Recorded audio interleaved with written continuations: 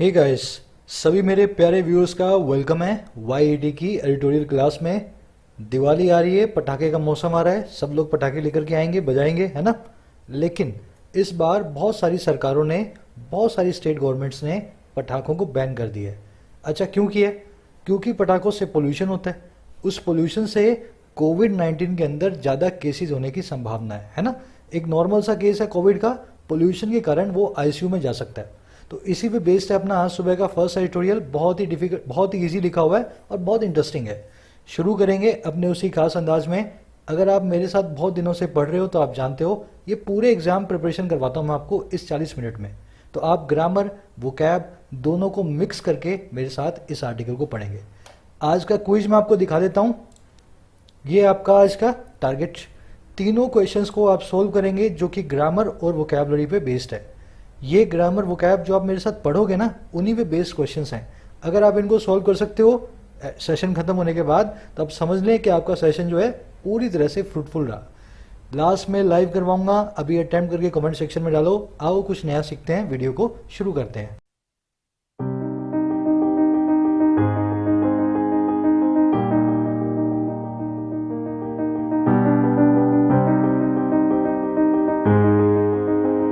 कह रहे no fireworks. Fireworks का मतलब होता है पटाखे, है ना। फायर क्रैकर्स भी बोलते हैं इनको। कह रहे कोई पटाखा नहीं बजेगा इस बार, नो फायरवर्क्स। अच्छा, किस चीज से बात कर रहा है? बात कर रहा है ऑन NGT बैन, NGT के बैन की। और किसके ऊपर? सेल के ऊपर और यूज के ऊपर फायर क्रैकर्स के। तो NGT जो है, नेशनल ग्रीन ट्रिब्यूनल जो है, हमारा पर्यावरण विभाग ही समझे आप इसको, है ना।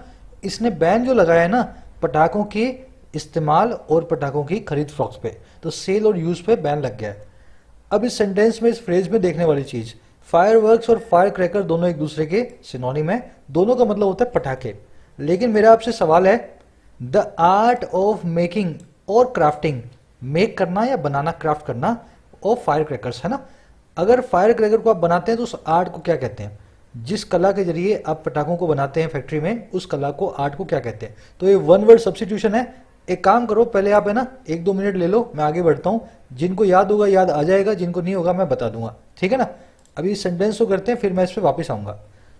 कह the NGT ban on firecrackers must spur the centre to intensify anti pollution measures. कह रहे NGT का जो बैन है ना, किस पे भाई? फायर क्रैकर्स पे, पटाखों पे। कह रहे ये जो बैन है ना, इसको स्पर करना ही चाहिए, इस बैन को प्रोवोक करना ही चाहिए, एनकरेज करना ही चाहिए। किसको भाई? सेंटर को, हमारी केंद्र सरकार को। अच्छा, क्यों एनकरेज करना है? कि वो इंटेंसिफाई करे, कि वो और इंटेंसिव बनाए और मजबूत बनाए एंटी पोल्यूशन मेजर्स को, ऐसे मेजर्स को, ऐसे कदमों को जो पोल्यूशन के खिलाफ हैं।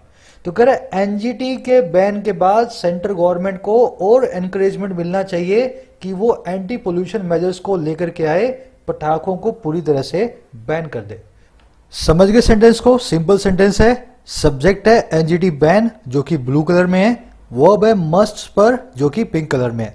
तो ये कलर्स मैंने जानबूझ के दिए हैं ताकि सब्जेक्ट वर्ब आप पकड़ते जाएं और सेंटेंसेस को समझते जाएं, है ना। तो इनको फॉलो करेंगे आप कलर को। अच्छा, स्पर वर्ड को आप देख लें, किसी को उकसाना, भड़काना। स्पर के मतलब सारे के सारे सिनोनिम है, provoke, encourage, insight, instigate, trigger, सबका मतलब होता है किसी को भड़काना या उकसाना, है ना। चलो अब आते हैं ऊपर, art of making fire crackers. अगर आप इसको एक ऑफलाइन क्लास की तरह लेंगे ना, आपको बहुत फायदा मिलेगा। अगर मैं आपसे बोलता हूं आप याद करो, तो याद करने की कोशिश किया करो। आर्ट को बोलते हैं अपने पायरो, ऐसे मैं तोड़ के बता रहा हूं, है ना, टेक्निक, पायरो टेक्निक। पायरो मतलब आग, टेक्निक मतलब कला। आग को बनाने की कला मतलब पटाखों की कला। तो पटाखे बनाने की कला को बोलते हैं, क्या बोलते हैं? Pyrotechnic. तोड़ के बता दिया, वो हमेशा याद रहेगा आपको वर्ड। अगर आपने इतना सीख लिया तो 1-2 वर्ड्स और देख लो जो टेक्निक से बोलते हैं, जैसे कि ए टेक्निक। आइडिया लगाओ क्या होगा? जू टेक्निक। जू टेक्निक, जू टेक्निक होता है जानवरों को पालने की कला। ए टेक्निक का मतलब होता है किसी इंसान में जिसमें कोई कला ना हो ना, वो इंसान होता है ए टेक्निक पर्सन। समझ गए ना? ऐसा पर्सन जिसमें कोई कला ना हो, या जो भी काम वो करता हो वो कला से ना करता हो, बहुत ही गलत तरीके से करता हो, उसको अपने बोलते हैं ए टेक्निक। तो ये तीनों वर्ड्स आप याद रख सकते हैं। चलिए आगे बढ़ते हैं। एक समरी मैं आपको दे देता हूं, मालूम चले किस बारे में लिखा हुआ है। समरी ये है, जैसा मैंने आपको बताया, पटाखों पे बैन लग गया है बहुत सारी स्टेट्स में इंक्लूडिंग दिल्ली। दिल्ली में साल में 200 दिन हवा खराब रहती है। इस बार एनजीटी ने पटाखों पे पूरी तरह से बैन लगा दिया है ना। अपना एडिटोरियल क्या कह रहा है बिल्कुल ठीक हुआ, और ये बैन जो है ना क्रिसमस और जो अपना जो न्यू ईयर है वहां तक कंटिन्यू होना चाहिए, क्योंकि क्रिसमस और न्यू ईयर पे भी बहुत लोग पटाखे बजाते हैं। अच्छा, दूसरी चीज क्या कह रहा है कुछ एक इलाकों में पटाखों के ऊपर लोगों की आमदनी निर्भर करती है, जैसे कि तमिलनाडु में शिवकाशी, तो वहां पे पटाखों पे बैन लगने की वजह से इस बार लोग भूखे मरेंगे। पर कह रहा है ये कोई इलाज नहीं हुआ, अगर पटाखे पोल्यूशन करते हैं तो इन लोगों को पटाखे बनाने की जगह कोई और काम सरकार को करवाना चाहिए, ताकि लोग सिर्फ पटाखों पे डिपेंड ना रहें। समझ गए मेरी बात को? तो बस यही इसकी समरी है आज की। एक तो जो पटाखों पे बैन लगाया है उसको और कड़ा करो, बाकी स्टेट्स में भी लगाओ। दूसरा, जहां जहां पटाखों पे लोगों का घर पलता है वहां पटाखों की जगह उनको कोई और काम करवाओ, ताकि वो ऑल्टरनेटिव जो है ना इनकम सोर्स ढूंढ सकें। कोशिश करेंगे इस समरी को आप कमेंट सेक्शन में लिख के डालने की। आज की टोन है सजेस्टिंग, है ना, सजेस्ट कर रहा है सरकार को अब वो क्या करना है। शुरू करेंगे। देखो एडवर्ब की वीडियो आ चुकी है कल, आपको पता होगा कहां से मिलेगी, चैनल के होम पेज से। कंप्लीट इंग्लिश ग्रामर की प्लेलिस्ट में पार्ट नंबर 28 आ गया है एडवर्ब्स। अब 2-3 पार्ट्स रह गए हैं, आपकी ग्रामर पूरी हो जाएगी बैंकिंग और एसएससी की। अगर अभी अभी आए हो चैनल पे तो बता दूं, इस सीरीज को आपको फॉलो करना है। सबसे पहले 28 वीडियोस को पूरा करना है, आपको खुद पता लग जाएगा आप कितने पानी में हो और कैसे मार्क्स को आप अचानक से बूस्ट करने लगोगे अपने एग्जाम के अंदर। तो इस सीरीज को आप फॉलो करें, होम पेज पे रखिए complete English grammar for all competitive exams. इसी सीरीज के नीचे प्रीमियम कंटेंट की वीडियोस हैं, आज अपडेट करूंगा इस वीक की वीडियोस, बैंक और एसएससी की स्पेशल वीडियोस, है ना। ये वीडियोस देखने के लिए आप मेंबर बन सकते हैं। मेंबर बनने के लिए आप होम पेज पे जाएं, ज्वाइन बटन पे प्रेस करें, प्रेस करते ही इंट्रो वीडियो प्ले करें, आपको मालूम चलेगा कैसे बनना है। चलिए शुरू करते हैं। कह रहा है in the year of covid pandemic it should surprise no one that the National Green Tribunal has prohibited the sale and use of firecrackers during Deepavali in the National Capital Region of Delhi and in urban centers that recorded poor or worse air quality in November last year। लंबा sentence है, इसमें grammar concept भी है, ध्यान से देखना। कह रहे इन द ईयर, उस साल में। अच्छा, कौन से साल में भाई? वो साल जो है कोविड-19 पैंडेमिक का, the year of the covid pandemic. कह रहा है इस महामारी के साल में हुआ क्या। कह रहा है इसको सरप्राइज करना चाहिए, इट शुड सरप्राइज, इसको आश्चर्यचकित या हैरान करना चाहिए। अच्छा, किसको? नो वन, किसी को भी नहीं। कह रहा है इस बात को किसी को भी हैरान नहीं करना चाहिए। अब देखो बात कौन सी है, दैट वो ये कि जो एनजीटी है ना, जो नेशनल ग्रीन ट्रिब्यूनल है, जो हमारे देश में एनवायरमेंट का ख्याल रखती है, कह रहे इस एनजीटी ने ना प्रोहिबिट कर दिया है, रोक दिया है। किसको भाई? एक तो खरीद फरोख्त को, सेल को, और एक यूज को, इस्तेमाल को। अच्छा, किसका इस्तेमाल? फायर क्रैकर्स का, पटाखों का। और कब? ड्यूरिंग दीपावली, दीपावली के अंदर। अच्छा, कहां पे? National capital region NCT NCR में, जो है दिल्ली का है ना, दिल्ली एनसीआर में, और अर्बन सेंटर्स में, शहरी क्षेत्रों में। अच्छा, ये कौन से अर्बन सेंटर्स हैं? ये वो अर्बन सेंटर्स हैं और वो नेशनल कैपिटल रीजन है जिसने रिकॉर्ड किया बहुत ही पुअर, बहुत ही खराब, या उससे भी खराब से भी खराब वर्स एयर क्वालिटी को। अच्छा, कहां पे? इन नवंबर के अंदर, लास्ट ईयर, पिछले साल। देखो पीस बाय पीस पढ़ा रहा हूं, यही आपकी अंडरस्टैंडिंग चलनी चाहिए, जैसे मैं आपको पढ़ा रहा हूं ऐसे ही पढ़ा जाता है। समझ गए ना। तो कह रहे इस साल कोविड-19 में कोई भी हैरानी की बात नहीं है कि एनजीटी ने दिवाली में पटाखों को बैन कर दिया है। दिल्ली में और उसके आसपास के शहरों में, वो शहर जिन्होंने नवंबर में बहुत ही खराब एयर क्वालिटी को रिकॉर्ड किया, तो एनजीटी ने बोला जिसकी एयर क्वालिटी खराब है पटाखे बैन है। इस बार नवंबर में एक भी पटाखा नहीं बजेगा दिवाली के अंदर। अब आ जाओ इस सेंटेंस में देखने वाली चीजें। कौन सी चीज है? इस छोटे से रूल को देखो। वैसे तो ये रूल है ना, आप जानते होगे अपने सबकॉन्शियस माइंड में, अगर आपने रीडिंग की है। आज मैं इसको लॉजिक के साथ बताता हूं ये रूल है क्या।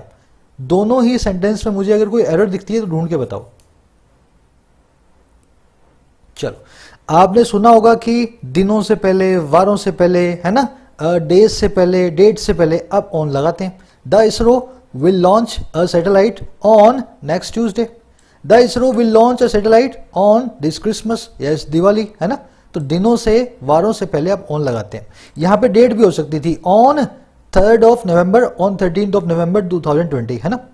तो ये रूल क्या कहता है? ये रूल ये है कि इन या ऑन लगाया जाए पॉइंट ऑफ टाइम से पहले। लेकिन अगर आपके पास जो पॉइंट ऑफ टाइम है, जो दिन है, जो वार है, जो त्योहार है, जो भी पॉइंट ऑफ टाइम है, उससे पहले नेक्स्ट, लास्ट, दिस या दैट, ये 4 वर्ड्स हों, नेक्स्ट, लास्ट, दिस, ये दैट, ये चारों एडजेक्टिव्स हों जिसमें से 2 डिटरमाइनर हैं।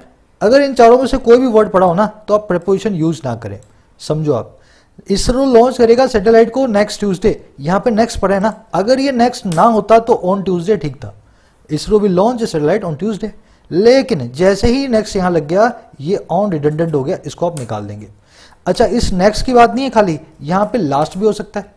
वैसे लास्ट तो नहीं बनेगा क्योंकि विल की बात हो रही है, तो पिछले लास्ट ट्यूसडे की बात नहीं हो सकती, पर मान लो लास्ट होता, या यहाँ पे लगा होता अपकमिंग, या यहाँ पे लगा होता दिस ट्यूसडे, है ना, या दैट ट्यूसडे, ऐसा कुछ लगा होता ना, तो उस केस में ऑन को आप नहीं लगाएंगे। तो जैसे यहाँ पे नेक्स्ट लगा है उसकी वजह से हम इस ऑन को निकालने वाले हैं। मैं इसको यहाँ पे नेक्स्ट लिख देता हूँ फिर से, जस्ट 1 मिनट, है ना। समझ गए ना। वैसे अगला देखो, इसरो लॉन्च करेगा सैटेलाइट को इस क्रिसमस पे, अब दिस लग गया ना, दिस, दैट, नेक्स्ट और लास्ट, अगर ये चारों वर्ड्स आए तो आपको ऑन नहीं लगाना, इस ऑन को भी आप निकाल दें। ISRO will launch a satellite this Christmas, इसमें एक और वर्ड जोड़ लेना, अपकमिंग, है ना। वैसे तो ये अंडरस्टूड है, नेक्स्ट का मतलब अपकमिंग होता है, तो अपकमिंग वर्ड को भी जोड़ लेना। ऐसा होता क्यों है, जैसे ही आप नेक्स्ट लगाते हो ना, ये एडवर्बियल फ्रेज ऑफ टाइम बन जाता है। एडवर्ब्स को कभी प्रपोजिशन से नहीं जोड़ा जाता। ISRO will launch a satellite next Tuesday अपने आप में ही एक एडवर्ब है ना, next Tuesday is an adverb. तो यहां पे इसलिए इन नवंबर, इसके बाद में ऑफ लास्ट ईयर नहीं लिखा, ऑन लास्ट ईयर नहीं लगा, इन लास्ट ईयर नहीं लगा, कुछ भी नहीं लगा, सीधे सीधे हमने लास्ट ईयर लिखा है क्योंकि हमारे पास चारों में से एक वर्ड आ गया था। चलो आगे बढ़ते हैं, ये आपके आज के ग्रामर कॉन्सेप्ट में यूज होगा, ये वाला छोटा सा कॉन्सेप्ट आज के क्विज में। कह रहे the directions expand on supreme court orders issued in the past and provide some concessions to cities and towns that have moderate or better air quality by allowing green crackers and specified hours for bursting. कह रहे जो directions है ना, ये जो दिशा निर्देश आए हैं, ये एक्सपैंड ऑन करते हैं। अब इस फ्रेजल वर्ब को समझना है। एक्सपैंड ऑन का मतलब होता है किसी चीज के बारे में और डिटेल में जाना। कह रहे ये डायरेक्शंस जो हैं और डिटेल में बात करते हैं और डिटेल में जाते हैं, एक्सपैंड ऑन करते हैं सुप्रीम कोर्ट के उन ऑर्डर्स की जो कि इश्यू किए गए हैं पास्ट में। अच्छा, और यही डायरेक्शंस प्रोवाइड भी करते हैं कुछ छूटों को, कंसेशंस को, डिस्काउंट को। अच्छा, किन लोगों के लिए? उन सिटीज के लिए और टाउन्स के लिए जिनके पास है या तो ठीक ठाक या बेहतर एयर क्वालिटी, है ना। तो ऐसे टाउन्स के लिए ये कंसेशन भी देते हैं कि आप पटाखे थोड़े बहुत बजाओ। अच्छा, ये कैसे देते हैं कंसेशन? बाय अलाउइंग, अलाउ करके या तो हरे पटाखों को, या स्पेसिफाइड आवर्स फॉर बस्टिंग, उनके पटाखों के बजाने के स्पेसिफाइड आवर्स के जो है ना उनको स्पेसिफाई करके। सेंटेंस समझ गए ना। तो ये सुप्रीम कोर्ट के ऑर्डर्स के ही बारे में बहुत कुछ बताते हैं डायरेक्शंस, उसी पे एक्सपेंड ऑन करते हैं और बहुत सारे कंसेशन भी देते हैं उन शहरों को जहां पे हवा ठीक है। कंसेशन दिए जाते हैं रूप में ग्रीन पटाखों के, या उनके वहां पे स्पेसिफाइड आवर्स को दिया गया है कि इसमें आप पटाखे बजा सकते हैं। अब देखो ग्रीन क्रैकर्स क्या होते हैं, ये मुझे भी नहीं पता, आप सर्च करना नेट पे। कुछ ग्रीन क्रैकर्स होंगे जिसमें धुआं नहीं निकलता होगा, है ना, ग्रीन क्रैकर्स। इसमें देखने वाली चीजें देखना। डायरेक्शन की वर्ब है एक्सपेंड ऑन, ये एक फ्रेजल वर्ब है। इसका मतलब होता है किसी चीज के बारे में डिटेल में बताना। जैसे there is no need to expand on your statement, कोई भी नीड नहीं है, देयर इज नो नीड, कोई भी जरूरत नहीं है कि आप और डिटेल में बताएं अपनी स्टेटमेंट को। जो आपने बोला है ना हम समझ गए हैं, आप जो कहना चाह रहे थे हमें अच्छे से समझ में आ गया, सफाई मत दो, कोई एक्सपेंड ऑन मत करो, डिटेल में हमें बताने की जरूरत नहीं है। समझ गए ना। तो there is no need to expand on your statement, ऐसे इस फ्रेजल वर्ब को यूज किया जाता है। अब यहां पे एक छोटा सा ग्रामर कॉन्सेप्ट आपसे मैं डिस्कस करता हूं। मान लो सुप्रीम कोर्ट का एक ही ऑर्डर होता, यहां पे बहुत सारे ऑर्डर्स हैं, मान लो सुप्रीम कोर्ट का एक ऑर्डर होता, उस केस में हम क्या करते हैं, यहां पे ऑर्डर लिखते या नहीं लिखते? चलो देखना ध्यान से, चाहे एक ऑर्डर हो लिखित में हो, अगर रिटन में हो, चाहे एक हो चाहे 1000 हो, आप हमेशा ऑर्डर्स ही लिखेंगे। ये एसएससी में आया हुआ क्वेश्चन है। ट्रांसफर ऑर्डर होता है, ट्रांसफर ऑर्डर्स होता है, ट्रांसफर ऑर्डर्स होता है। सुप्रीम कोर्ट ऑर्डर होता है, सुप्रीम कोर्ट ऑर्डर्स होता है, सुप्रीम कोर्ट ऑर्डर्स होता है। हमेशा रिटर्न ऑर्डर जो होता है ना, चाहे सिंगल ऑर्डर हो, उसको भी अपने ऑर्डर्स लिखते हैं। इसके पीछे लॉजिक क्या है? क्योंकि रिटर्न ऑर्डर में सिर्फ एक चीज नहीं होती, बहुत सारी चीजें होती हैं। आपका ट्रांसफर ऑर्डर आएगा ना, उसमें बताया जाएगा इस डेट को वहां पे आप पहुंचे, आपको ये काम करना है, आपकी जगह पे दूसरे पर्सन ये आने वाले हैं, मतलब बहुत सारे डायरेक्शंस होंगे। तो हमेशा ऑर्डर ना लिख के अपने ऑर्डर्स लिखते हैं, जो भी फॉर्मल रिटर्न ऑर्डर्स होते हैं जो कागज पे आते हैं आपके पास, है ना, हमेशा एस लगाएं उनके आगे। चलो आगे बढ़ते हैं। बर्स्ट नाम की वर्ड को देख करके आपके कान में घंटी बजनी चाहिए। ये एक स्पेशल वर्ड है जो बहुत सारे मार्क्स कटवाता है आपके। सोचें सब लोग, बर्स्ट में क्या खासियत है? बर्स्ट में ये खासियत है मेरे भाई, बर्स्ट कभी भी अपनी फॉर्म्स को चेंज नहीं करता। बर्स्ट बर्स्ट बर्स्ट, जानते हो ना, तीनों फॉर्म हमेशा एक ही रहती है। बर्स्टिंग हो सकता है, ये आईएनजी फॉर्म हो सकती है, लेकिन first form, second form, third form हमेशा एक रहेगी, बर्स्ट की चेंज नहीं होगी। बार बार इसलिए बताता हूं क्योंकि जितनी बार सुनोगे उतनी बार तुम्हारे दिमाग में पक्का होगा, बर्स्ट है, स्प्रेड है, स्प्लिट है, इनकी कभी भी फॉर्म चेंज नहीं करनी। करे these stipulations are to extend to Christmas and new year if the ban continues beyond November. कह रहे ये जो स्टिपुलेशंस है ना, ये जो रूल्स हैं, ये जो कंडीशंस हैं, कह रहे ये होने वाली हैं एक्सटेंड, आर टू एक्सटेंड, ये बढ़ने वाली हैं। अच्छा कहां तक भाई? क्रिसमस तक और नए साल तक, अगर बैन कंटिन्यू होता है नवंबर के बाद भी। तो अगर नवंबर के बाद ये चला तो फिर नए साल तक, ये दिसंबर तक चलने ही वाला है। अब आ जाओ सेंटेंस में देखने वाली चीज। स्टिपुलेशन आपने देख लिया, कंडीशन या रूल को बोलते हैं स्टिपुलेशन। देखने वाली चीज ये है, is to am to are to क्या होता है, ध्यान से देखना। मैंने करवाया हुआ एक अलग से वीडियो में, वीडियो भी बता दूंगा मैं कहाँ है, पहले देख लो। इज, एम, आर, वॉज, वर, इनके बाद में अगर टू आ जाए और वर्ब की फर्स्ट फॉर्म आए, उसका मतलब होता है ये एक प्लान है। जैसे she is to resign from this job this month, वो रिजाइन करने वाली है इस जॉब से इस मंथ, उसका प्लान है इस जॉब से इस महीने रिजाइन करने का। आप इसको ऐसा भी समझ सकते हैं, बीच में गोइंग लिख दें। अब तो समझ में आ रहा है ना, she is going to resign from this job this month. तो ये is to, am to, are to, was to, were to ऐसे ही बनता है। बीच में गोइंग नाम का पार्टिसिपल या वर्ब बोल लो हिडन रहती है, ठीक है ना। जैसे she was to resign from this job last month, वो प्लान था उसका लास्ट मंथ रिजाइन करने वाली थी इस जॉब से। अब यहां पे एक अनसक्सेसफुल प्लान है ना। वॉज टू का मतलब है शी वॉज गोइंग टू, अब उसने किया नहीं है, करने वाली थी, उसका प्लान था पर अभी भी वो कर रही है। She was going to resign from this job this month, है ना। समझ गए ना। तो is to, am to, are to, was to, were to एक प्लान के बारे में बताते हैं। प्रेजेंट टेंस के अंदर वो प्लान अभी भी है, पास्ट टेंस में वो प्लान ऑलरेडी फेल हो चुका है। इस पे हमने एक अलग से वीडियो की है 5 मिनट की, यहां डालूंगा अभी। उस वीडियो से आप इस पूरी स्ट्रक्चर को और अच्छे डिटेल में समझ सकते हैं। करत the NGT took note that Odisha, Rajasthan, Sikkim, Chandigarh, Delhi Pollution Board, Pollution Control Committee and Calcutta High Court had already responded to deteriorating environmental conditions by banning firecrackers this year। कह रहे इस एनजीटी ने ना इस चीज का भी नोट लिया, इसने इस चीज का भी ध्यान दिया, ऑब्जर्व किया। अच्छा किस चीज का भाई? कि ये सारे के सारे जो पोल्यूशन कंट्रोल कमेटी है, हर स्टेट की जो अलग पोल्यूशन कंट्रोल कमेटी है और कलकत्ता की जो हाई कोर्ट है, ये भी पहले से रिस्पॉन्ड कर चुके हैं डिटेरियोरेट होती हुई, खराब होती हुई एनवायरमेंटल कंडीशन के लिए। और कैसे इन्होंने रिस्पॉन्ड किया? बैन करके पटाखों को इस साल। तो एनजीटी ने क्या बोला? मुझसे पहले ये सब भी कर चुके हैं, अब मैं दिल्ली में कर रही हूं तो मेरे को दिल्ली में अब करना ही है ना। सब स्टेट हैं जो मोटी मोटी स्टेट्स, सब ने मुझसे पहले ऑलरेडी पटाखों को बैन कर दिया है। देखने वाला कुछ है नहीं।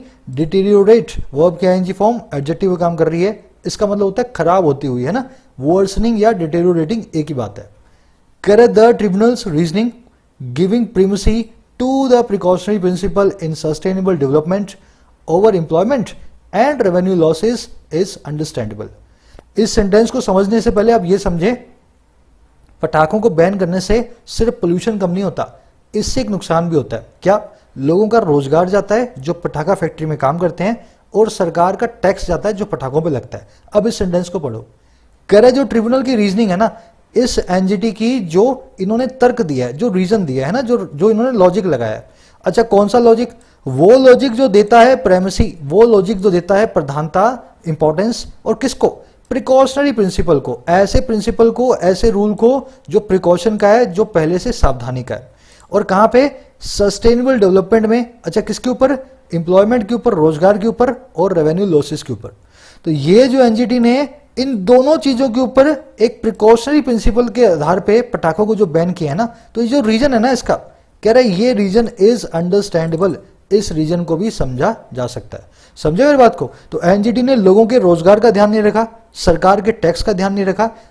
एनजीटी ने पूरा का पूरा लॉजिक दिया, सारी प्रधानता दी एक प्रिकॉशनरी प्रिंसिपल को कि हमें सावधानी रख करके पटाखे नहीं बजाने। कह रहे हैं इसको समझा जा सकता है। अब आगे बताएगा क्यों एनजीटी का जो निर्णय है ये रीजनिंग है। ठीक है, वर्ड देखना प्रिकॉशनरी। देखो प्री मतलब पहले से, कॉशन मतलब सावधानी, प्रीकॉशन मतलब पहले से सावधानी, इसको आप बोलते हैं प्रिकॉशन। प्रिकॉशन एक नाउन है, इससे हमने एक एडजेक्टिव बना दिया प्रिकॉशनरी, पहले से सावधानी वाला। तो यहां पे पहले से सावधानी वाले प्रिंसिपल की बात हो रही है, पटाखों को बैन करने वाले रूल की बात हो रही है। समझ गए ना? कह रहा एज द इम्पैक्ट ऑफ कोविड-19 became clear in March and there were fears of a case surge during the winter, it was incumbent upon या on the center to work with states and resolutely prevent the burning of farm stubble ahead of Diwali। अब देखो ये बता रहा है क्यों जरूरी था, है ना, लोगों के रोजगार और रेवेन्यू लॉस से ऊपर पटाखों को बैन करना। कह रहे जैसे ही जो इम्पैक्ट है ना, क्योंकि जो इम्पैक्ट है कोविड-19 का वो बन गया बिल्कुल साफ मार्च के अंदर, और वहां थे बहुत सारे डर किसके, केस सर्ज के, कोविड के केसों में एक बढ़ोतरी के, और किसके दौरान, विंटर के दौरान, सर्दियों के दौरान। कह रहे इन दोनों रीजंस के कारण, है ना, इंपैक्ट हो गया साफ साफ क्लियर मार्च में, और दूसरा जो है केस बढ़ने वाले हैं ऐसा डर है। कह रहे इन दोनों के कारण ना ये इनकम्बेंट ऑन था, ये जिम्मेदारी थी, ये जरूरी था कि सेंटर के लिए वो वर्क करे स्टेट्स के साथ, और पूरी जो है रिजोल्यूटली बहुत संकल्प के साथ पक्के तरीके से रोके बर्निंग को, फार्म स्टबल को, पराली को अहेड ऑफ दिवाली, दिवाली से पहले। तो करें इन दोनों रीजन्स के लिए ना सेंटर की जिम्मेदारी बन गई थी, ये सेंटर पे इनकम्बेंट अपॉन हो गया था कि वो स्टेट्स के साथ काम करे और पराली को जलने से रोक दे इस दिवाली से पहले। समझ गए ना? थोड़ा सा ये अजीब सा सेंटेंस है, ये ऊपर वाला क्लोज डिपेंडेंट क्लोज है। कह रहा है क्योंकि ये दोनों काम हुए इसलिए ये काम होना जरूरी था। अब देख लो देखने वाली चीजें, इनकम्बेंट ऑन। इनकम्बेंट वर्ड मैंने आपको 1-2 दिन पहले बताया था, वो आदमी जो सत्ता में बैठा होता है उसको बोलते हैं अपने इनकम्बेंट। इसी से वर्ड बना एंटी इनकम्बेंसी। जैसे ट्रम्प के खिलाफ थी एंटी इनकम्बेंसी, ट्रम्प के खिलाफ सत्ता में जो बैठा था उसके खिलाफ वोट पड़े उसको एंटी इनकम्बेंसी बोलते हैं। लेकिन इनकम्बेंट एक फ्रेजल वर्ब भी बनाता है। इनफैक्ट ये फ्रेजल वर्ब नहीं है, एक फ्रेज है ना, जहां पे इनकम्बेंट एक एडजेक्टिव होता है। इसका मतलब क्या होता है, कोई चीज जो जरूरी हो आपके ड्यूटी के तौर पे, आपके कर्तव्य के तौर पे। एग्जाम्पल के लिए देखें, it was incumbent on her to attend the function. ये उसके लिए जरूरी था, ये उसका कर्तव्य था, ये उसकी ड्यूटी थी कि वो अटेंड करे फंक्शन को। समझ गए ना? तो इनकम्बेंट प्लस में ऑन, इसका मतलब होता है जिसको भी आप लिखेंगे उसका ये फर्ज बन जाएगा। It is incumbent on the government to take care of the poor. ये सरकार का ड्यूटी है, सरकार का दायित्व है कि वो पुअर की, गरीब लोगों की टेक केयर करे, है ना। Incumbent on the government. इसको अपने खबरी पे लेंगे अलग से, वहां मैं आपको 2 मिनट में समझाऊंगा। अब जिन लोगों को खबरी के बारे में नहीं पता मैं बता देता हूं। जैसे आप यूट्यूब पे मेरे लेक्चर्स लेते हो ना, वैसे खबरी पे आप ऑडियो लेक्चर ले सकते हो। खबरी एक ऐप है ना, प्ले स्टोर पे रखी है। इसको आप डाउनलोड करने के लिए आगे आगे आगे जाएं, चैनल के होम पेज पे अबाउट में जाएं। अबाउट के अंदर नीचे इसका लिंक रखा है, इंस्टाग्राम का भी, टेलीग्राम का भी और खबरी का भी। तो टेलीग्राम चैनल को भी ज्वाइन कर सकते हैं आप, और खबरी पे जब क्लिक करेंगे आप सीधे एक जो ना प्ले स्टोर पे जाएंगे, वहां से ऐप डाउनलोड हो जाएगी, आपके फोन में आ जाएगी। मेरा अपना वाला चैनल खुल जाएगा, वाईडी और इंग्लिश ट्यूटर। वहां पे आप रोज अपनी ऑडियोज को ले सकते हैं, ठीक है ना। तो हर रोज 2 मिनट 3 मिनट का ग्रामर रूल मिलेगा, वोकैबुलरी ऑडियो मिलेंगी, आप रोज मुझसे जुड़ सकते हैं। कभी कभी मैं लाइव भी आता हूँ खबरी पे, बात भी कर सकते हैं मुझसे। चलिए आगे बढ़ते हैं।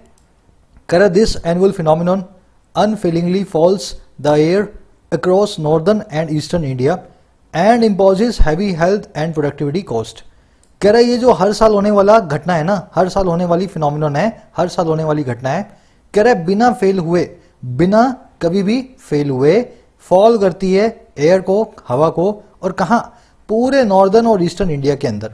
अच्छा, और ये इम्पोज भी करती है, लगाती है बहुत ही हैवी हेल्थ और प्रोडक्टिविटी कॉस्ट को, हमारे स्वास्थ्य पे और हमारे प्रोडक्टिविटी पे बहुत बड़ी कीमत भी लगाती है। तो हर साल जो स्टबल फार्मिंग है ना, इसकी वजह से लोग मरते भी हैं और लोग जो है बहुत सारी प्रोडक्टिविटी भी अपनी खराब करते हैं। सेंटेंस समझ गए ना? फिनोमिनन की वर्ब है फॉल्स एंड इम्पोजेस। देखो फिनोमिनन एक सिंगुलर वर्ब है, सिंगुलर जो है नाउन है, इसका मतलब होता है सिंगुलर घटना, है ना फिनोमिनन। इसका प्लूरल होता है, अगर आपको याद हो तो फिनोमिना, फिनोमिना, ठीक है ना। सिंगुलर मतलब फिनोमिनोन मतलब एक, फिनोमिना मतलब एक से ज्यादा बहुत सारी घटनाएं, है ना, प्लूरल। अब ये आप शायद जानते होंगे या नहीं जानते होंगे, ये नीचे वाले में आप सबके सामने एज ए चैलेंज थ्रो कर रहा हूं। ये आपको आने चाहिए, बार बार पूछे जाते हैं एग्जाम में। मुझे नहीं पता ये कौन सी फॉर्म में है, सिंगुलर में है या प्लूरल में है। आप खुद से आइडेंटिफाई करो और मुझे बताओ, खास करके लास्ट वाले तीन का, करिकुला, फोरा और स्टैडिया, ये सिंगुलर है या प्लूरल है, और अगर ये प्लूरल है तो इनका सिंगुलर क्या होगा और ये सिंगुलर है तो इनका प्लूरल क्या होगा। सब बताएंगे तो और भी अच्छी बात है, जरूर से कमेंट सेक्शन में डालो जिनको आता है। आना चाहिए ये मेरे भाई। अगर तुम अभी तक एग्जाम की तैयारी कर रहे हो ना, तो ये बहुत सिंपल वर्ड्स हैं, ये बेसिक्स हैं आपके इंग्लिश के, है ना। कोशिश करेंगे सभी के सभी। चलिए, जिनको नहीं पता वो कमेंट्स में जाके देखें, बहुत लोगों के कमेंट्स मिलेंगे, आपको अपना जो है आंसर मिल जाएगा। कह रहा है in the absence of pollution from agriculture residue there might have been some room for a limited quantity for of firecrackers although climatic conditions at this time of year of low temperature and atmospheric circulation would still leave many in distress. कह रहा ना मौजूदगी में, absence में, और किसकी भाई, pollution की। अच्छा, कहाँ से, एग्रीकल्चर रेजिड्यू से। रेजिड्यू का मतलब होता है बचा कुचा, और एग्रीकल्चर मतलब खेती से। तो खेती से जो पराली बचती है ना, कह रहा है उसको बिना जलाए भी जो पोल्यूशन नहीं होगा, मान लो उसको आप ना जलाएं, उसके जो पोल्यूशन जो होना था उसकी एब्सेंस में, कह रहा है उसके ना होने पे भी हो सकता है वहां पे हो, देयर माइट हैव बीन, और क्या, थोड़ा सा रूम, थोड़ी सी जगह या थोड़ा सा स्कोप। और किसके लिए, थोड़ी सी क्वांटिटी के लिए, लिमिटेड क्वांटिटी के लिए फायर क्रैकर्स की। समझ गए मेरी बात को। कह रहा है मत जलाओ इस साल पराली, हो सकता है उससे थोड़ा सा फायर क्रैकर चलाने का हमारे पास रूम आ जाए। कह रहा हो सकता है हो जाए, लेकिन ऑल्दो हालांकि जो क्लाइमेटिक कंडीशंस है ना, जो मौसम के हाल हैं अभी एट दिस टाइम, अभी इस साल में, और वो साल कौन सा है, वक्त कौन सा है, लो टेम्परेचर का और एटमॉस्फेरिक सर्कुलेशन का। तो दोनों ही चीजें इस समय हमारे टेम्परेचर में हो रही है। कह रहे ये अभी भी लीव कर देगा बहुत लोगों को डिस्ट्रेस में, बहुत लोगों को परेशान कर देगा। समझे इसको क्या कहना चाह रहे हैं। कह रहा है इस साल में, इस वक्त में साल के टेम्परेचर वैसे ही बहुत ज़्यादा नीचे हो जाता है और एटमॉस्फेरिक कंडीशन खराब हो जाती है दिल्ली के आसपास। कह रहा मान लो पराली ना भी जली ना, उससे पोल्यूशन ना भी हुआ और आपको पटाखे बजाने की थोड़ा सा छूट मिल भी गई, बावजूद उसके है ना बहुत लोग परेशान होने वाले हैं इस साल, हर साल की तरह, क्योंकि इस साल बहुत सारा पोल्यूशन अपने आप नेचुरली होता है। समझ गए सेंटेंस को। रूम का मतलब होता है स्पेस या स्कोप, है ना, यहाँ कमरे की बात नहीं हो रही, स्पेस या स्कोप की बात हो रही है। कह रहा only damage control is possible now including steps to address the concerns of fireworks industry. कह रहा अब खाली डैमेज कंट्रोल पॉसिबल है, जो नुकसान होना था वो हो गया, खाली डैमेज कंट्रोल पॉसिबल है, जिसमें शामिल है कि हम स्टेप्स लें संबोधित करने के लिए, सॉल्यूशन लाने के लिए उन कंसर्न्स का जो है पटाखा इंडस्ट्री के। तो अब जो होना था वो हो गया, है ना। अब आप डैमेज कंट्रोल करें और जिसमें शामिल है पटाखा इंडस्ट्री के लोगों को कोई सब्सिडी दें, कोई रोजगार दें, ताकि वो पटाखे ना बजाएं, ना बनाएं, ना बजें।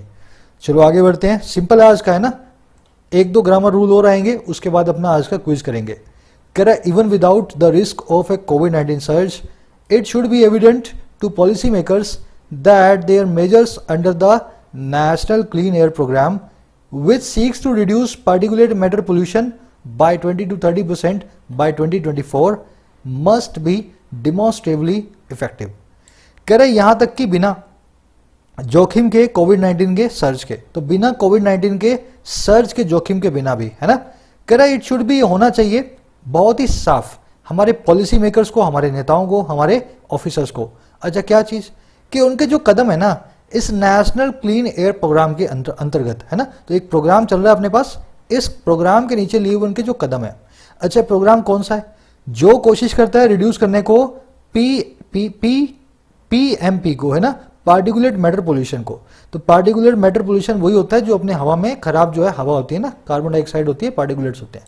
तो कह रहा है वो प्रोग्राम जो कि कोशिश करता है इस पार्टिकुलेट मैटर पोल्यूशन को कम करने का, और कितना, 20 से 30%, और कब तक, बाय 2024। कह रहे ये जो है ना एविडेंट होना चाहिए कि उनके मेजर्स जो है ना मस्ट भी, वो होने ही चाहिए बहुत ही इफेक्टिव, और कैसे, डिमॉन्स्ट्रेबली, जो कि डिमॉन्स्ट्रेट किए जा सके, जो कि सबके सामने आप समझ गए सेंटेंस को। तो कह रहे कोविड-19 को भूल जाओ, उसके बाद भी आपके जो मेजर्स है ना इस प्रोग्राम के अंदर बहुत ही इफेक्टिव होने चाहिए, सबको दिखने चाहिए वो इफेक्टिव, है ना, डिमॉन्स्ट्रेबली इफेक्टिव होने चाहिए, डिमॉन्स्ट्रेबल मैनर के अंदर। देखने वाला इसमें कुछ है नहीं, सब्जेक्ट वर्ब मिला रहे हो तो सब सिंपल है। इट की वर्ब शुड बी, मेजर्स की वर्ब है मस्ट बी, विच की वर्ब है सिक्स, है ना। ऐसे 3 क्लॉज इसमें आए हैं। चलो आगे बढ़ते हैं। डिमॉन्स्ट्रेबली मतलब जिसको डिमॉन्स्ट्रेट किया जा सके, जिसको सबको दिखाया जा सके। कह रहा by the governments on admission there were 148 days of poor to severe air quality during 2019 in NCR, down from 206 days the previous year. कह रहा सरकार के खुद के एडमिशन से, सरकार के खुद के ऐसे मान लेने से, है ना, सरकार ने खुद ऐसा माना है, कह रहा उसके हिसाब से बाय क्या हुआ, वहां पे 148 दिन थे खराब से सीवियर एयर क्वालिटी के, या तो पुअर थी एयर क्वालिटी या बहुत ही खराब थी, सीवियर थी। अच्छा कब, ड्यूरिंग 2019, कहां पे, नेशनल कैपिटल रीजन में। कह रहे जो कि डाउन है, जो कि 148 दिन कम है 206 दिनों से पिछले साल के अंदर। तो सरकार ने खुद माना है इस साल 2019 में 148 दिन जो है बहुत ही ज्यादा जो है ना सीवियर या पुअर एयर क्वालिटी रही है एनसीआर रीजन में। देखने वाली चीज देख रहे हो, द प्रीवियस ईयर, यहां पे इन नहीं लगा, क्यों नहीं लगा, बताया ना ऊपर, नेक्स्ट हो, प्रीवियस हो, पास्ट हो, अपकमिंग हो, दिस हो, दैट हो, इन सब के बाद में अगर ये लग जाए तो पॉइंट ऑफ टाइम के लिए आप कभी भी प्रपोजिशन यूज नहीं करेंगे। तो यहां पे इन द प्रीवियस ईयर नहीं लिखा, यहां पे लगा द प्रीवियस ईयर, वही रूल अपना अप्लाई हो रहा है। अब एक वर्ड देखना यहाँ पे सीवियर, इस पे बहुत लोगों को कंफ्यूजन होती है, जानबूझ के इस वर्ड को मैं लिख रहा हूँ। आपके सामने मैंने रूल भी लिख दिया है, ये रूल है आपका, बड़ा कर देता हूँ, जस्ट अ मिनट, ठीक है, ये आपका रूल है और ये ऊपर 2 सेंटेंस है। आप मुझे बताओ ये सेंटेंस कैसे गलत है, फिर मैं आपको बताता हूँ। चलो 2 वर्ड्स हैं, पहला है सीवियर, दूसरा है सेवर। इस सेवर को लोग सीवियर समझ लेते हैं और सीवियर को लोग सेवर समझ लेते हैं। कैसे, इसमें एक ई नहीं आ रहा बस, है ना। ये सीवियर एक एडजेक्टिव, इसका मतलब होता है बहुत खराब, वेरी बैड, है ना, एक्सट्रीम। सीवियर मतलब बहुत खराब, और सेवर का मतलब होता है किसी चीज को काट देना, ये एक वर्ब है। इसकी सेकंड फॉर्म होती है सेवर्ड, थर्ड फॉर्म होती है सेवर्ड, है ना, किसी चीज को काट के अलग कर देना। जैसे किसी से रिश्ता अलग कर लेना, किसी का हाथ अलग हो जाए उससे, समझ गए ना, कट जाने को बोलते हैं सेवर होना। अब देखो, the severe effects of smoking can kill you, खराब इफेक्ट्स जो हैं स्मोकिंग के वो आपको मार सकते हैं। अगर खराब है तो भाई सीवियर होंगे ना, ये सेवर तो गलत लग गया, तो क्या करूंगा मैं, ई लगा दूंगा, समझ गए ना। सीवियर एक एडजेक्टिव है, इसके आगे ना एस आएगा ना डी आएगा, कुछ नहीं आएगा, ये सीवियर सीवियर रहता है हमेशा।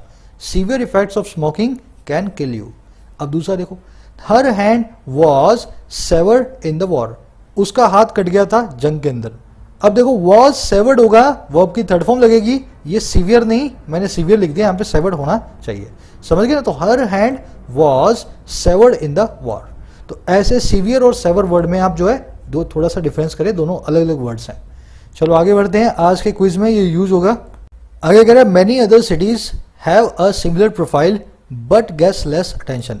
कह रहा है और भी कई सिटीज में ऐसी प्रोफाइल है ना, सिमिलर ही प्रोफाइल है उनकी भी, वहां भी हवा खराब है, लेकिन उनको मिलती है कम अटेंशन, उनको इतना एनसीआर जितना लाइमलाइट नहीं मिलता।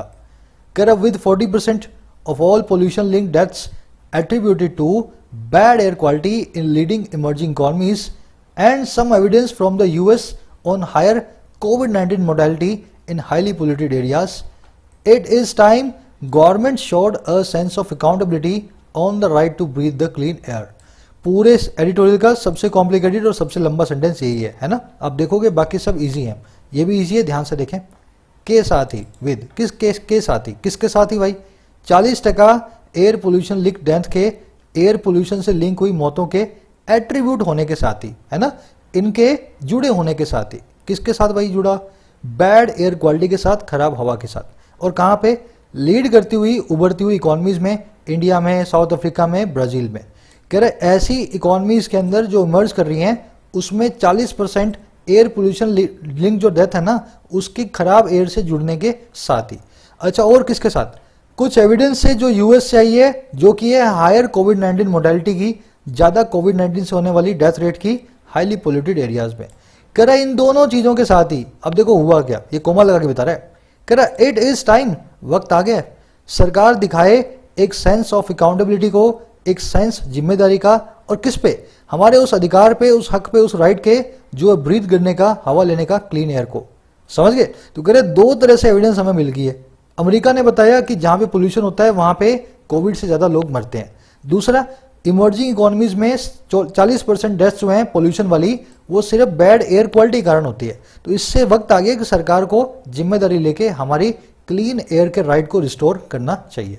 अब देख लो सेंटेंस में देखने वाली चीज, सेंटेंस तो यहीं से शुरू हो रहा है, इट इज टाइम, है ना। ये ऊपर वाला तो विद प्रीपोजिशन का ऑब्जेक्ट है पूरा का पूरा। मोडालिटी होती है डेथ रेट, एट्रीब्यूटेड टू मतलब जुड़ा हुआ, है ना, अटैच्ड। अच्छा, कॉन्सेप्ट क्या बताना चाह रहा था मैं आपको, ये देख लो, it is time we go home, it is time you pay money back. इन दोनों सेंटेंस में आप कैसे इंप्रूव करेंगे इनको, है ना, मैं गलत नहीं बोलूंगा, एरर नहीं है, इनको इंप्रूव किया जा सकता है। तो कोशिश करके मुझे बताएं आप सब लोग। चलो, इसको कहते हैं पास्ट सब्जेक्टिव मूड। ये यूज होता है इट इज टाइम के साथ। कभी कभी आप देखेंगे हाई टाइम भी लिखा होगा, इट इज हाई टाइम, ठीक है ना। पास्ट सब्जेक्टिव मूड क्या कहता है, अगर इट इज टाइम आ जाए या इट इज हाई टाइम आ जाए तो जो भी क्लोज बाद में आ रहा है ना, वक्त आ गया हम घर जाएं, वी गो होम, इस क्लोज में आप वी टू को यूज करेंगे। तो वी वेंट होम। हो सकता है आपको थोड़ा सा अजीब लगे देखने में, वी टू यूज हो रही है, क्यों यूज हो रही है, हम घर जाएं वक्त आ गया है, पर हम बात कर रहे हैं पास्ट की। इसी को बोलते हैं पास्ट सब्जेक्टिव मूड। अब बात तो फ्यूचर की कर रहे होते हैं, लेकिन अब यूज करते हैं वी टू को। वैसे ही it is time you pay money my money back, वक्त आ गया तुम मेरा पैसा वापस करो। तो फिर मैं क्या करूंगा, पे की जगह लिख दूंगा पेड, ठीक है ना। It is time you paid my money back.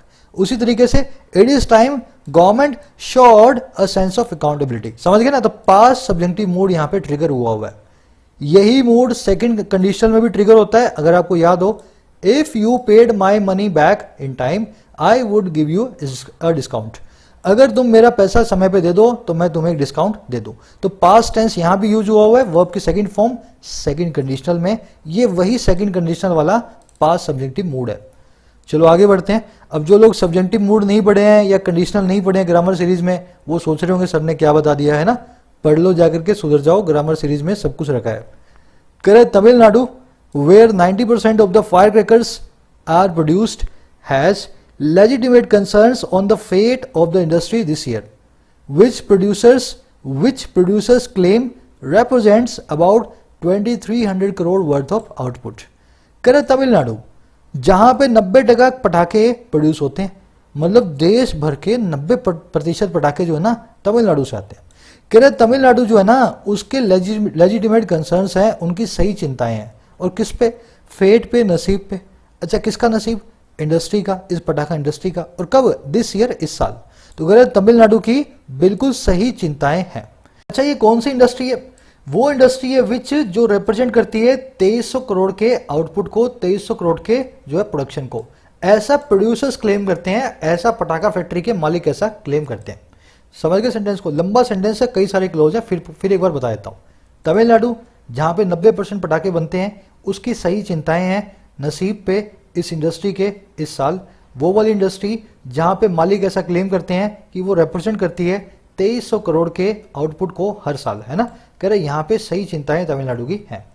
अब देख लो सेंटेंस पे देखने वाली चीज, दिस ईयर, वही वाला रूल देख लो। इन दिस ईयर नहीं लिखा, दिस दैट नेक्स्ट, नेक्स्ट है, लास्ट है, दिस है, दैट है, उससे पहले प्रपोजिशन नहीं आएगी। तो अगेन यहां पे हमने इन दिस ईयर नहीं लिखा है। समझ गए ना।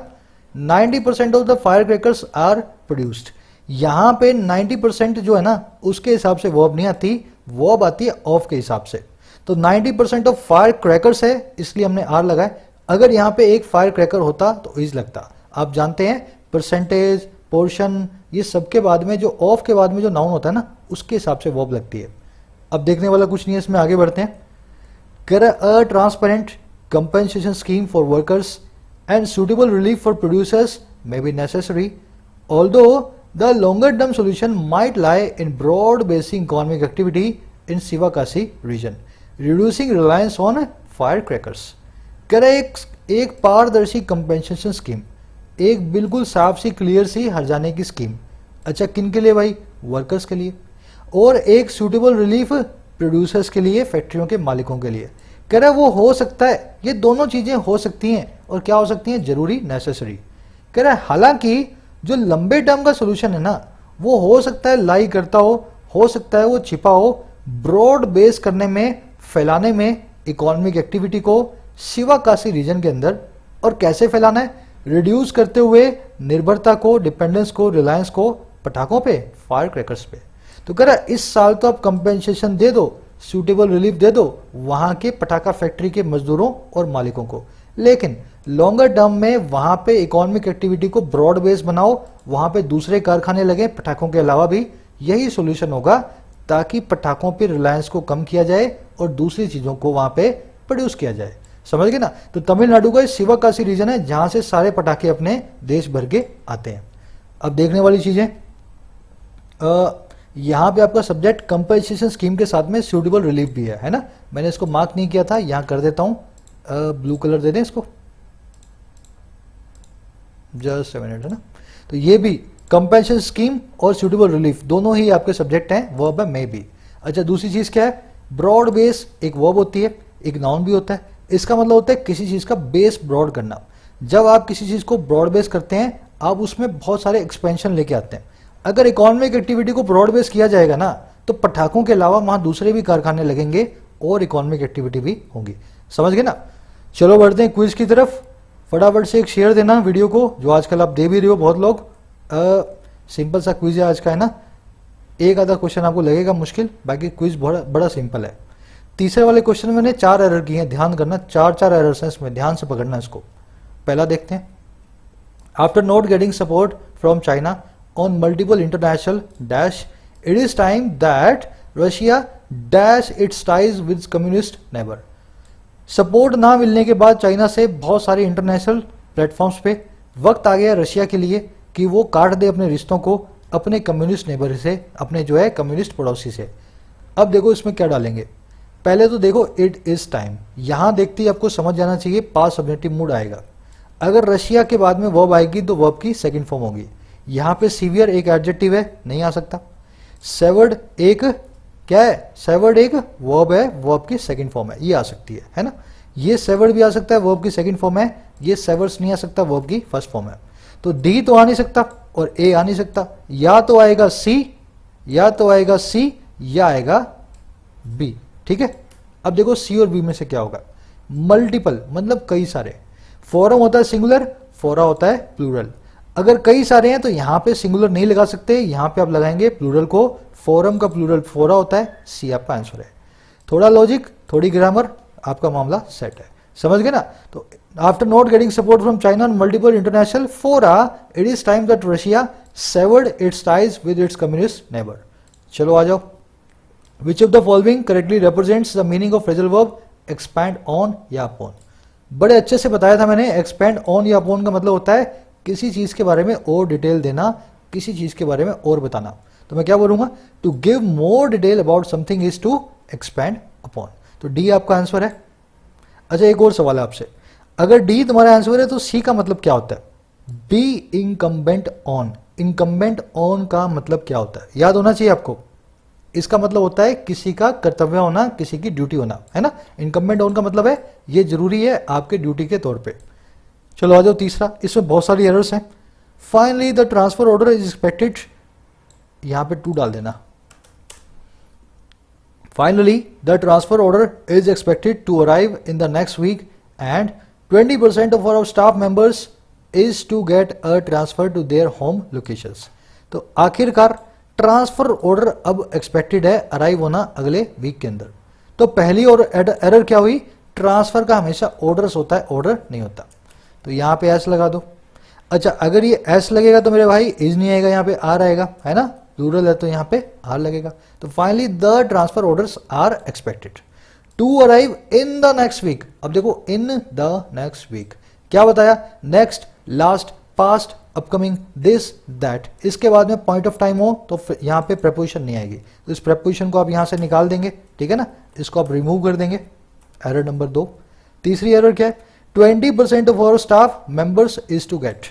अगर 20% लगा है तो उसके लिए वर्ब सिंगुलर नहीं आएगी, वर्ब आएगी ऑफ के बाद में लगा उसके हिसाब से। तो ऑफ के बाद आएंगे स्टाफ मेंबर्स, कंपाउंड नाउन है, प्लूरल है, तो यहां पे लगाऊंगा आर। ठीक है? हो गई तीनों error solve. Transfer orders are expected to arrive in, निकाल दो, next week. 20% of our staff members are to get a transfer to their home locations. तो इनफैक्ट 3 एरर्स हैं इसके अंदर, है ना? चलिए मुलाकात लूंगा कल की वीडियो में। जरूर से एक शेयर और एक लाइक देना। शाम को खबरी में मिलूंगा 6 बजे, रोज ऑडियो मिलेगी ग्रामर कॉन्सेप्ट्स की। जाएं, ऐप को डाउनलोड करें, चैनल को फॉलो करें। 2 मिनट में चलते फिरते ग्रामर रूल आप मेरे साथ सीख सकते हैं। तब तक के लिए साइनिंग आउट।